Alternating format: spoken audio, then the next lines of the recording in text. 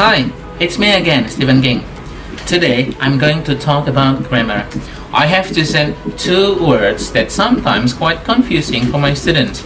They are been and gone. Been and gone are both past participle and used in present perfect, but they have different meaning. Been is used for complete visit.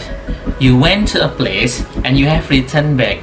For example, Johnny has been to London.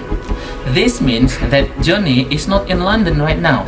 He has been to London and he has returned back. And gone is used for incomplete visit. You went to a place and you're still in that place. For example, Johnny has gone to London. This means that Johnny is still in London right now.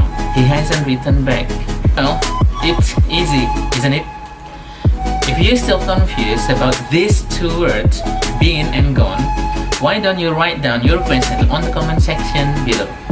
See you again on another video with another great lesson. Goodbye.